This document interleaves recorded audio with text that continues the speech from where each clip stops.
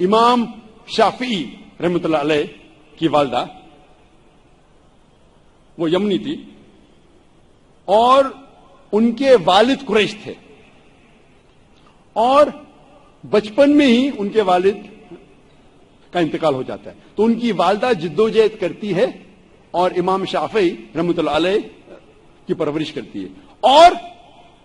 ان کی خواہش تھی کہ میرا بیٹا علماء کے درمیان اپنا بچپن گزارے، اسی لیے سارا انتظام کرتی ہے اور امام شافعی رحمۃ اللہ علیہ کو مکہ بھیجتی ہے علماء کے درمیان جینے کے لیے۔ تو بچپن سے امام شافعی رحمۃ اللہ علیہ علماء کے درمیان اس کی پرورش ہوتی ہے، اور اللہ سبحانہ و تعالی ایسے ایک امام کو کھڑا کرتے ہیں، امام شافعی رحمۃ اللہ علیہ۔ قربانی تھی، پلاننگ تھی اس کی والدہ کی، مستقبل سوچا ان کے والدہ نے۔ میں اور ایک مثال دوں گا، امام بخاری کی رحمۃ اللہ علیہ۔ امام بخاری کی والدہ کا بڑا ہاتھ ہے امام بخاری کی پرورش کرنے کے لیے رحمۃ اللہ علیہ، اور سب جانتے تھے کہ بچپن سے ہی امام بخاری رحمۃ اللہ علیہ کی یادداشت بہت بہترین تھی، بہت پختہ تھی، لیکن افسوس کی بات ہے کہ بچپن میں ہی وہ اپنی آنکھ کی روشنی کھو دیتے ہیں۔ آنکھ کی روشنی کھونے کے بعد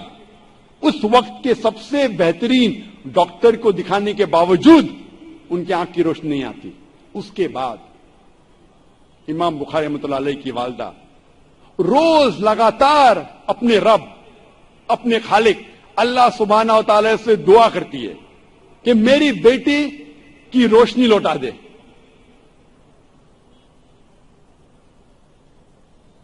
اس کے بعد کئی عرصوں بعد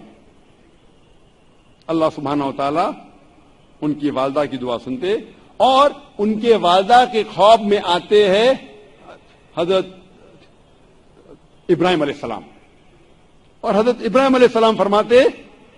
کہ تیرے بیٹے کی روشنی لوٹائی دی گئی ہے، اور صبح کو امام بخاری رحمۃ اللہ علیہ وہ پھر سے دیکھ سکتے ہیں۔ تو یہ مثال ہے والدہ کی، کس طریقے سے ان نے اپنے بچوں کی پرورش کی۔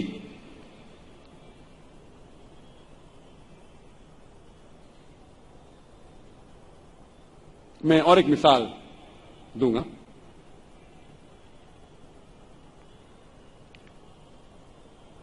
ایک مثال ہے دو